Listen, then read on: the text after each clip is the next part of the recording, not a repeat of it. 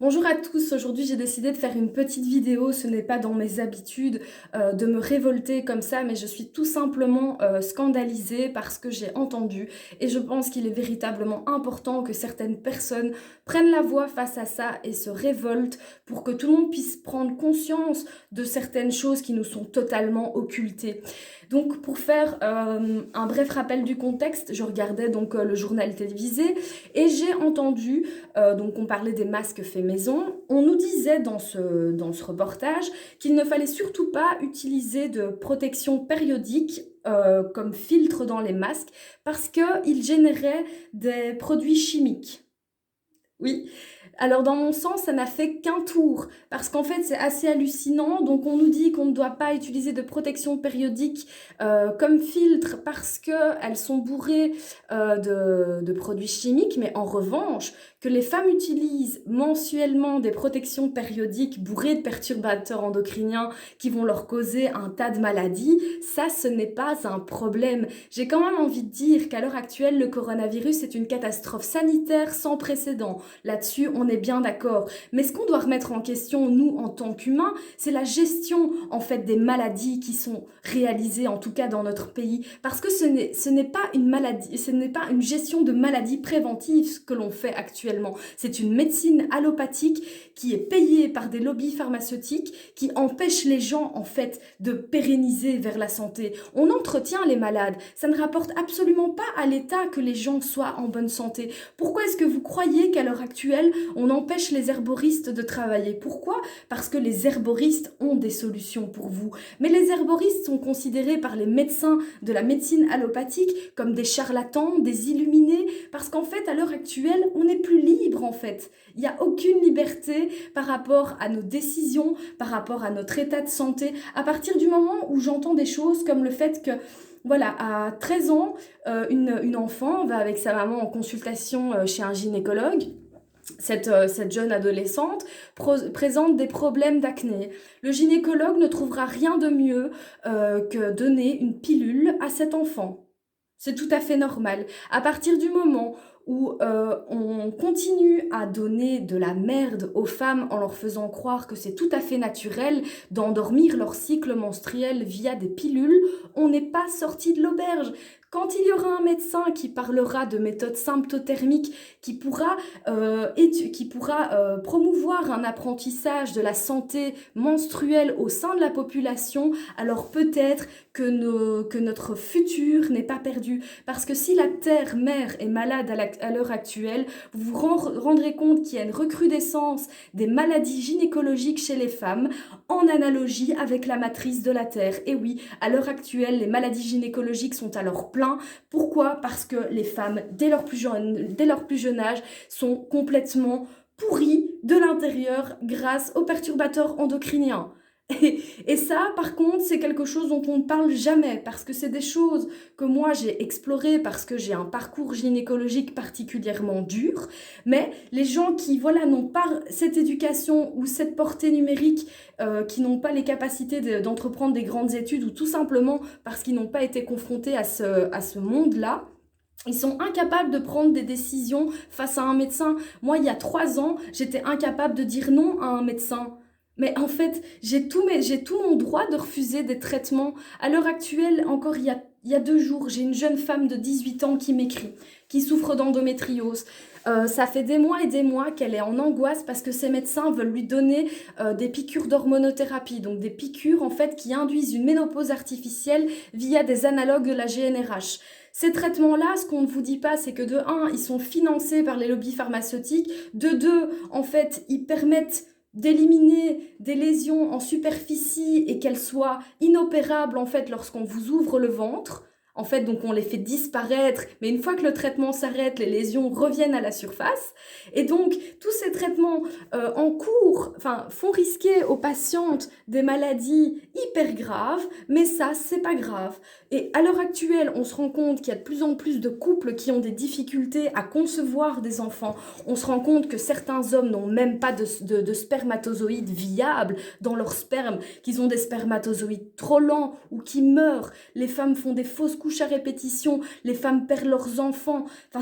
hallucinant. Et en fait, ce que je voudrais dire à travers mon message ici, c'est que clairement, on vit quelque chose de terrible, mais il y a tout ce qui est à côté qui est complètement occulté. Et si on veut que le monde change, c'est en commençant à se soucier de ces questions-là. Parce que la précarité menstruelle, c'est quelque chose qui sévit au niveau mondial. Les femmes qui n'ont pas accès à des protections hygiéniques en analogie avec nous à l'heure actuelle, qui n'avons pas les ressources nécessaires pour fabriquer des masques, parce qu'en fait on doit les payer, ce qui est absolument scandaleux. Oh, je suis désolée, je me perds carrément dans ce que je dis, mais je pense que vous comprendrez l'essentiel de mon message.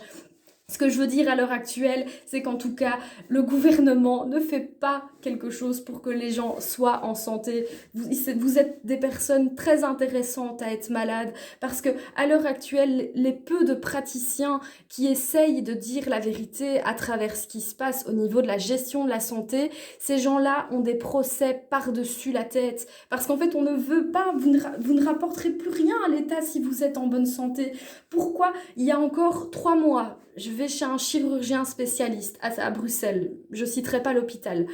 Je vais le voir et je me fais engueuler comme du pu pourri par ce médecin, hein, parce qu'on met les médecins sur des piédestals. Hein. Maintenant, je ne mets pas tout le monde dans le même paquet. Il y a des médecins qui sont extraordinaires et Dieu merci, ils sont là et gratitude 3000. Mais donc, je vais aller voir ce médecin-là.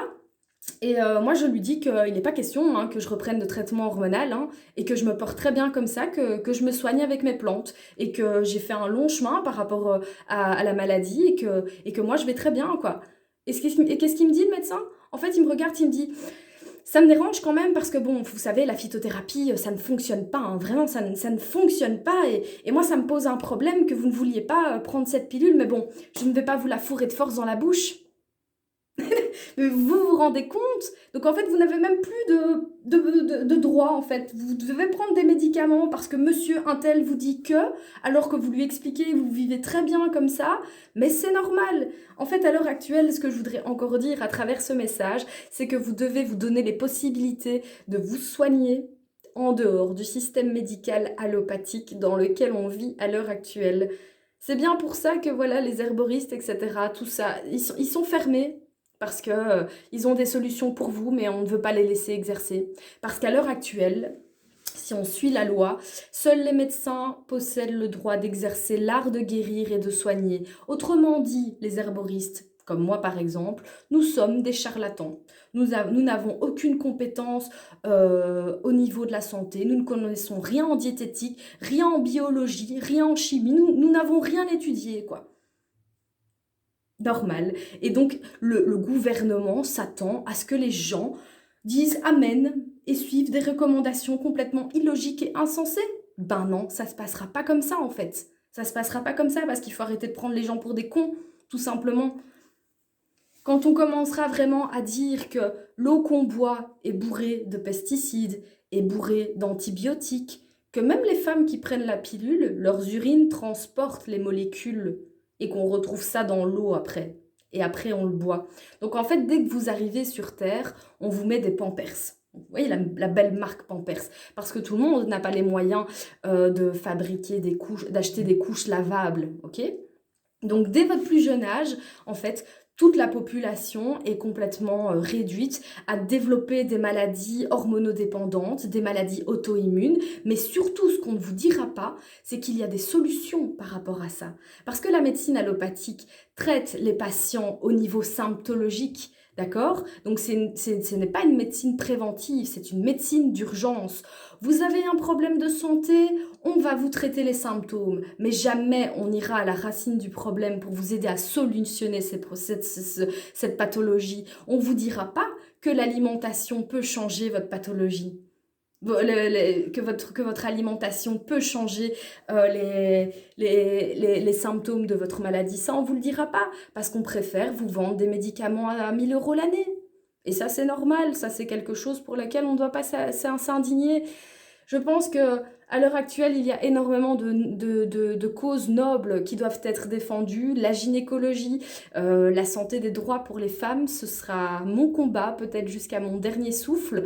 J'ai tellement vécu, j'ai tellement vu ce qui se passait en service gynécologique pour avoir moi-même été un Kobe, hein, parce que voilà, on traite vraiment les femmes comme des chiennes en fait, hein. Excusez-moi, je suis vulgaire, mais c'est vraiment le cas. On ne vous dira pas qu'on vous opère et que vous allez avoir des séquelles opératoires parce qu'on a malheureusement coupé dans vos nerfs. Oh, c'est dommage. Et après, vous allez vivre comme ça toute votre vie. Voilà, ça c'est la réalité des choses à l'heure actuelle. Alors j'ai envie de vous dire, au-delà de ce qui se passe en ce moment, commencez à vous informer, à vous instruire, à reprendre le pouvoir sur votre vie et votre santé et arrêter de déléguer ce pouvoir même envers les autorités médicales. Vraiment. Ça, c'est vraiment le message que je voudrais passer aujourd'hui parce que j'ai j'ai- j'ai vécu l'enfer en gynécologie, j'ai vécu l'enfer et je pourrais écrire un roman à ce sujet-là, je pourrais en parler pendant des heures. Mais quand on se rend compte qu'à l'heure actuelle, la médecine dépossède les femmes de leur corps face à la maternité, qu'on les surmédicalise, que le médecin en chef va faire une épisiotomie pour que le bébé sorte plus vite et ne vous dira pas qu'après, vous n'aurez plus de vie sexuelle, que vous ne sentirez plus rien, eh ben ça, c'est scandaleux. Et ça, c'est des choses qui devraient être évoquées toute l'année. Et c'est des combats pour lesquels l'humain, en général, devrait se battre. Et ça, ce sera mon combat.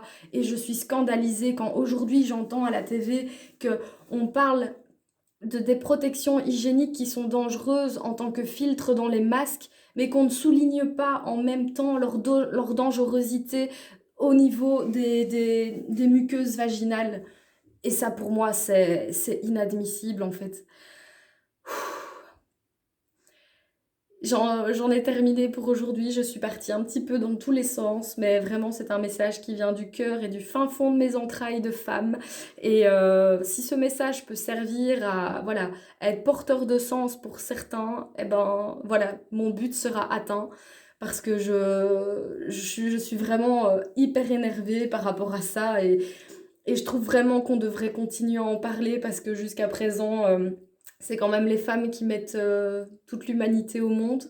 Et je pense vraiment que si le monde va mal à l'heure actuelle, c'est parce que les femmes souffrent vraiment beaucoup. Et c'est pas un discours féministe hein, que je dis là, mais tout ce que je raconte, ça concerne aussi bien les hommes que les femmes parce que comme je le disais, les hommes présentent de plus en plus de problèmes de fertilité également.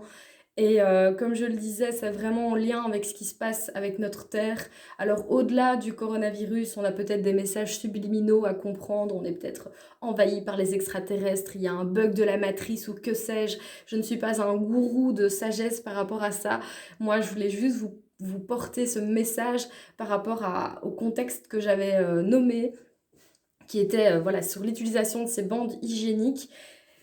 Et voilà, je voulais simplement vous livrer ce message et en même temps me décharger un petit peu de la colère que j'ai eue parce que ça m'a tout simplement rendue malade. Voilà, pour ceux qui ont eu le courage de m'écouter jusqu'à la fin, je vous remercie, je vous souhaite une belle soirée à tous et moi je vais essayer de retrouver mon alignement intérieur et me calmer. Voilà, salut!